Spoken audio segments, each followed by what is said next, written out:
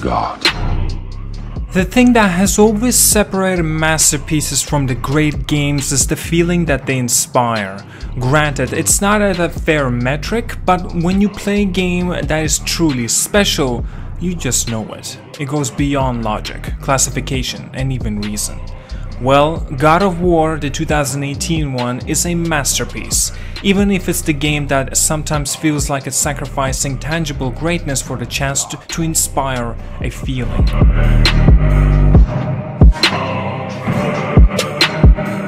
The game opens up with Kratos chopping down a tree that he intends to use for his recently deceased wife's funeral pyre.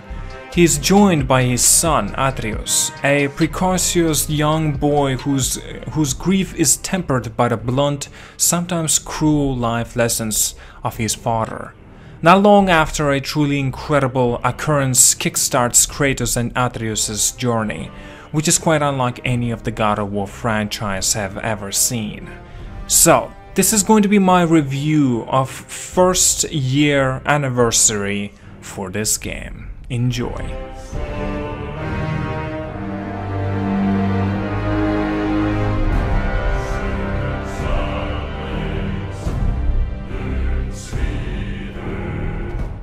God of War, while playing it through from its incredible opening to its emotional conclusion, and you'll soon find out that it's incredibly difficult to talk about the things that make this game's story so special without potentially ruining it for the others. Perhaps the same can be said for many other games, but God of War is special in the way that it slowly unfolds the layers of its story throughout the moments that are large in the grand tradition of epic God of War adventures, and small in ways that we've never seen before in the series. The former largely consists of the things that we can't really talk about. This game goes places you're not prepared for, but it's the latter that will ultimately define the legacy of this title. The relationship between Kratos and Atreus has been built as one of the God of War's standout features. For the most part, that aspect of the game works as well as the advertised. The relationship between Kratos and Atreus is a complicated one. The God of War games up till now, this point, has established Kratos as more of a force of nature than a man. Going into the sequel, although perhaps we should call it a revival, then it was difficult to imagine how he would ever manage to be a father. Well, the game deals with that, as Kratos initially treats Atreus more as a tool or a weapon that has to be owned in order to survive in this world. On the other hand, Atreus is pretty much like every young boy you'll ever known. He's energetic, prone to get into trouble, and is capable of reading ancient runes. Okay, well, the last part isn't very typical. But the point still stands that Atreus serves as the emotional counterpoint to his father's stoic nature. Actually, for as much as people like to talk and take, like Kratos to tasks for being a generic character, notably only for his bloodlust and a spectacle of his rage, many of the God of War's best moments are the results of Kratos launching into the most epic form of dad mode that ever seen in the video game. Granted, that has something to do with the fact that we generally come to care for Atreus as someone who we cannot lose, even if he cannot actually die during the combat, by the way. Truth be told, though, there are times when Atreus' dialogue and actions seem a bit out of the place, while his perky personality helps bring out a more human side of Kratos. There are moments when he exhibits a gee whiz attitude that doesn't really match the circumstances in his situation, and what we believe, and I personally believe that to be his upbringing.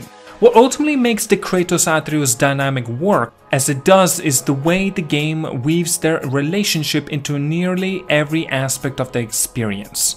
When Atreus is put in any kind of danger, Kratos launches into the old school God of War rage. When Kratos teaches his son a harsh but often necessary lesson about life and the world, I feel like Atreus silenced disappointment because many of those lessons are ones that we've learned too.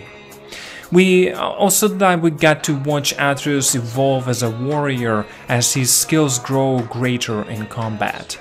That last bit is especially well done. At first, Atreus is only able to shoot arrows at enemies at your command. The arrows don't do much damage and largely serve as an extra parry. However, as the game goes on, Atreus becomes bolder and begins to enter the fray directly. He maintains these arrows, which you can upgrade by the way, but watching his character grow manifest itself into the form of his direct combat is a true joy. Actually, God of War's combat is generally a true joy. Early previews compared to the game's combat to the Dark Souls or maybe Sekiro Shadows Die Twice, but that comparison doesn't quite hold in the final version of the title. In fact, I would definitely say God of War is far more refined than ever Dark Souls nor the Sekiro Shadows Die Twice ever hoped to be up to that standards. So, like, everything is much more deliberate and meatier than in the previous God of War games, and you're just rarely left with the feeling that you're not the true powerhouse. It's just that you now have to consider things like blocks, counters, enemy positioning, and various attack types it takes to take down the game's various foes. You feel like God, but the game does make you work for it. The star of God of War combat spectacular is undoubtedly Kratos' axe. Time will tell if it will become as iconic as the Blaze of Chaos, but it feels great to use. The gimmick of the axe is that you're able to throw and recoil it at will. It's similar to Thor's hammer in that respect. That mechanic works great during combat. Nothing is more satisfying than killing one enemy with a throw and taking out another with the rebound.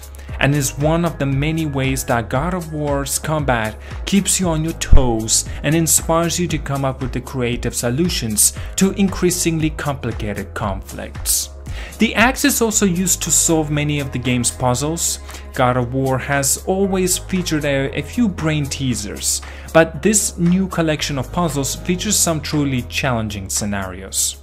You think that they might slow down the game's pacing, but they're actually cleverly integrated in ways that ultimately leave you feeling just as satisfied as the end of any major battle. It's a bit more difficult to praise the game upgrade system. The upgrades are nothing new to the series, but this is by far the deepest example of a system ever featured in a God of War game. Everything from Kratos' axe to Atreus' clothes can be customized and upgraded. You can even fit special runes into weapons and items to grant yourself additional abilities and buffs. The system itself is a fine in a vacuum, but it feels out of place in the context of this world. Early on, the games established that Kratos doesn't really need more than his fists to take down literal gods. Fighting barehanded is perfectly acceptable, and doesn't need a better wolf pelt to soak up the damage of getting thrown through a mountain. Why then does it matter how sharp my axe is, or what level of the shoulder pelt I have to have on? There's also the issue of the game's menus. See, there are no camera cuts in the God of War. The idea of the one-shot sequence is incredibly difficult to accomplish, and a game without a single game cut that can easily last for 30 to 50 hours is practically a minor design miracle. However, every time that you have to enter a menu to manage some of the upgrade or skill boost, it does feel like you're being taken out of that experience somewhat. Menus don't kill the immersion, but they do feel that odds with it.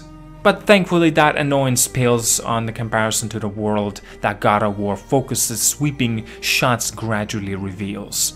No matter what you might read or what you might hear, you're not prepared for the scope of the God of War's world.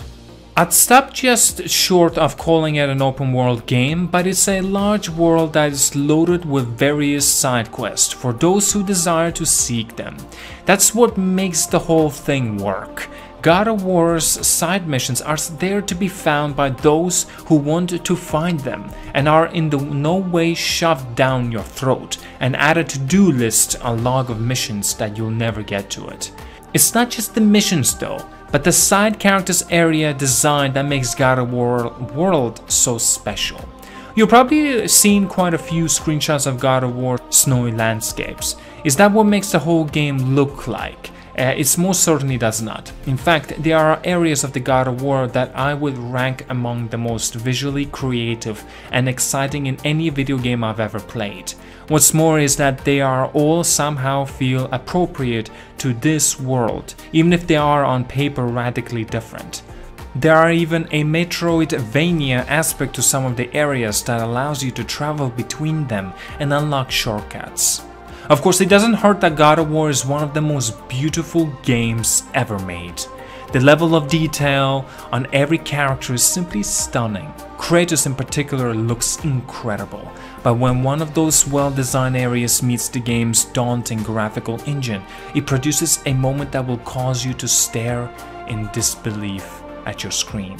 The game's soundtrack is equally impressive, even if it does sometimes take a backseat to some of the visual spectacles on the display.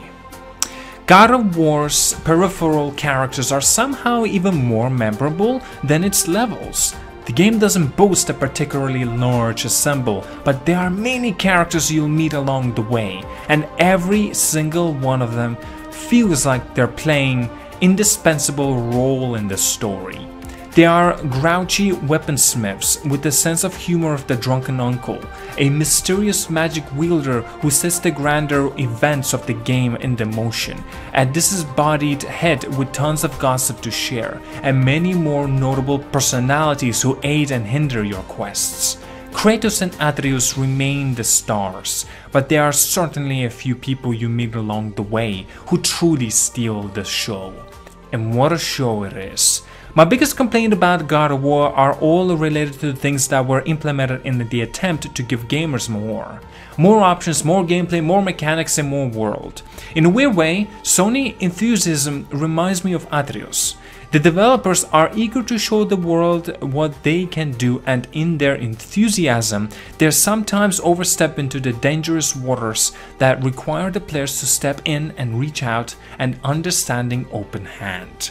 While the improvements to the game menus and upgrade system may have made God of War a technically better game, technical merit has always bowed to the power of the feeling. By the end of the God of War, you'll have the feeling that your emotionally connection to the game has led you on a journey that represents something fairly close to the best that gaming has to offer. Any game that has the power to do that must be the masterpiece in my book.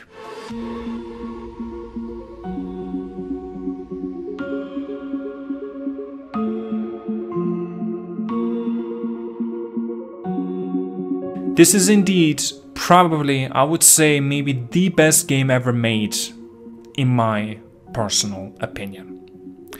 Thank you so much for watching. Like and subscribe. I see you guys later. Have an awesome day, and yeah, have a good one.